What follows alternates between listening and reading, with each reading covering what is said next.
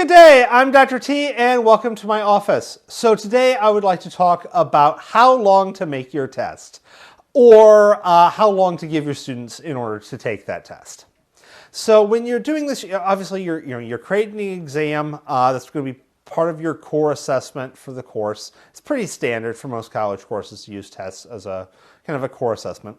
And either you have the amount of time you're going to give the students because it's going to be a time test, or your class period is 90 minutes long or whatever it happens to be. And, well, that's how much time you have. How fast can you get to the students? How fast can they get started? Whatever is left in your class period, that's how long they have to take the test because, the next class will be coming in. So in both cases, how long do you set or how much test do you give to fit your time? You want to have some general ideas. Now, you can look up online. There's generally some rules of thumb. Some places are nice. They have all kinds of tables. And you'll see for, say, multiple choice questions, between 30 and 90 seconds per question as a general rule of thumb. That's a spread because we're talking very general heuristics here. We're not talking really diving deep into a particular test question because, your multiple choice question and my multiple choice questions are going to be different. Your question 3 and your question 7 are going to be different. They're not the same question. So the only way to know, do you need to give the student 30 seconds or, 120 seconds, is to actually give it to the students and try it out. And of course, by that point, you've already given the test. So it's kind of, well, we're already there. Now, you've got a couple of approaches that you can take from here. One, you can kind of ballpark it with some of the heuristics. Go for a little shorter is a little better than a little longer. Also, you can take the test yourself and then take however long it took your test and multiply by, say, a factor of 4 for how long the student should be able to take the test. What you will find, especially if you're not used to giving students assessments, is that when students are doing activities, whether it be assessments or labs, etc., the amount of time it takes them is quite often surprisingly long. So multiplying by a factor of 4 may sound obsessive, but it's actually maybe not enough. You may want to almost multiply by a factor of 5 at times. So that can get you kind of a ballpark of how long it's going to take. But you're not going to actually know until you actually give the test. And unfortunately, that's just kind of the fact of life. So don't feel bad. If you have a miscalibrated test, that happens. That happens to all of us. Sometimes I'll give a test and boom, they're done in 20 minutes. And I was planning on taking an hour and a half or 2 hours.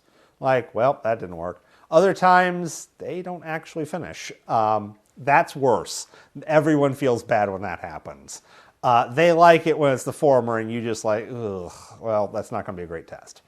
So you're going to have some damage control to do if you accidentally make it too long. Okay, so when it comes to students turning in tests, what you'll notice is traditionally, like right off the front, you might get 1 or 2 students, especially in a larger class, that just turn it in. Like, how could you do it so fast? I couldn't do that test anywhere near as fast as they did. You look at the test and it's blank.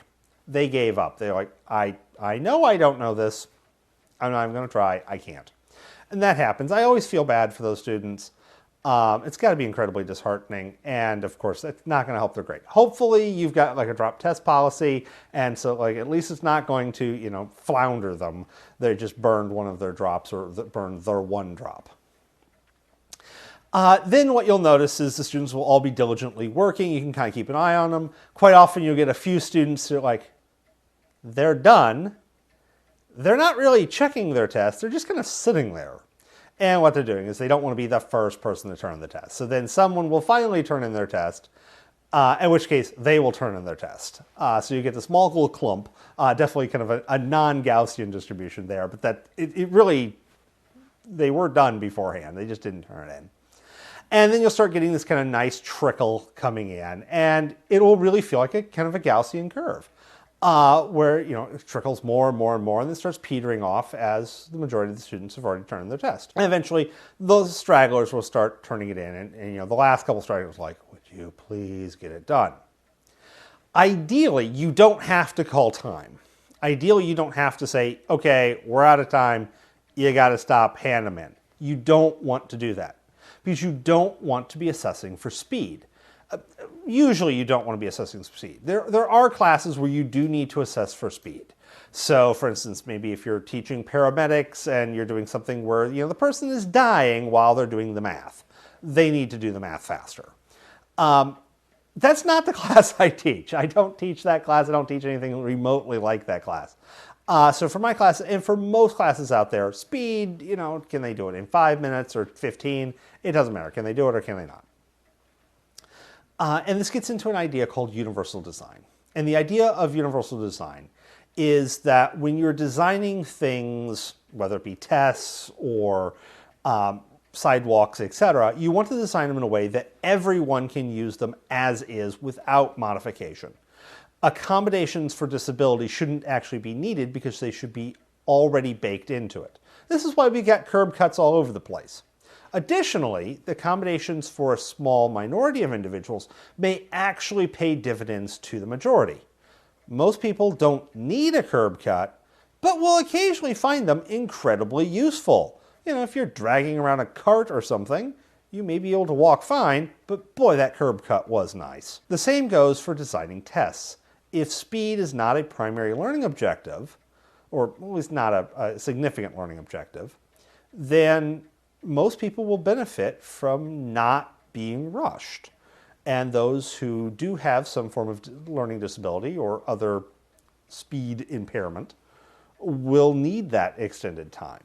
Now, those students who are disabled will probably already have some form of accommodation where they get, time and a half or double time.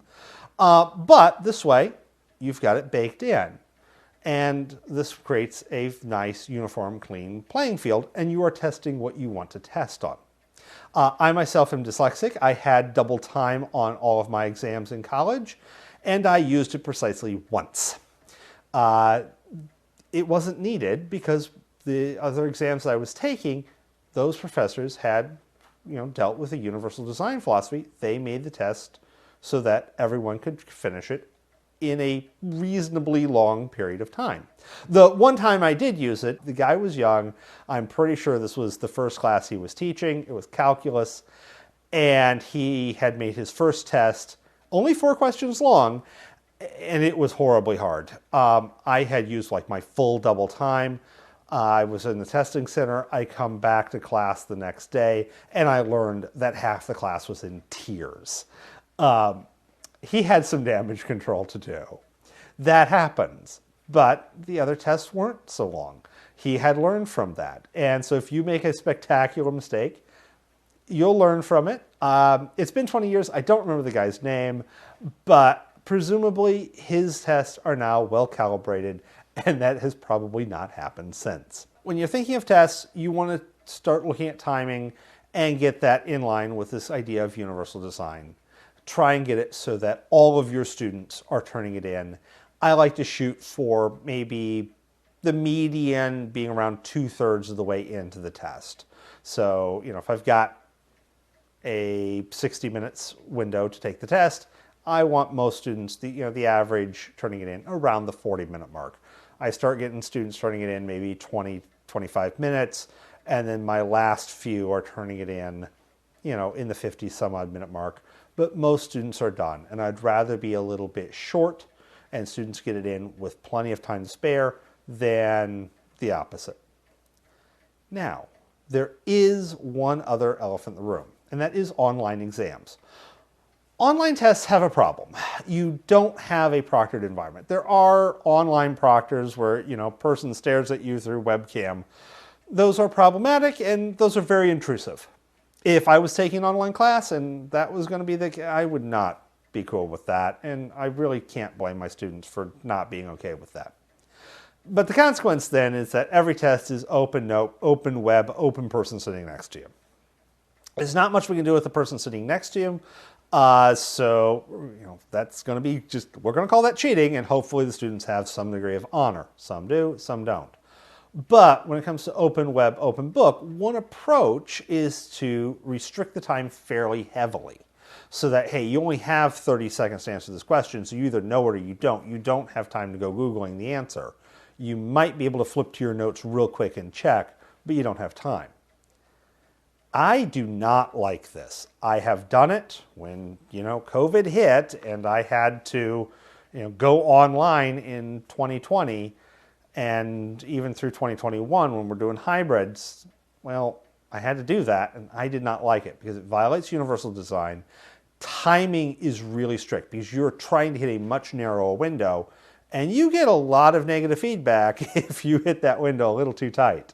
So what you want to do is, if you don't have to do that, I would not recommend it. I do not like that. Typically, I will take other approaches and say, you know what? Have an essay test. This is going to take me a lot longer to grade, but I can give students a much more reasonable amount of time. It's going to be timed. I'm not going to give them forever. Instead of trying to do 30 seconds per multiple choice question, I might give them 15 minutes per, typed out answer, and then I'll Google the answer that they gave me and see if I see that popping up on the internet. And if I do, someone's getting in trouble. That's an approach I like a lot better. I don't like trying to restrict the time in order to combat students looking up answers. I would say cheating, except for you might as well just say you can. It's an open book, open internet test anyhow. You know good and well everyone's going to do it anyhow, so no reason making a rule there is no way you're going to enforce. Okay, so with all of that said, hopefully that gives you a few thoughts to think about. I will see you in later videos and have a wonderful day.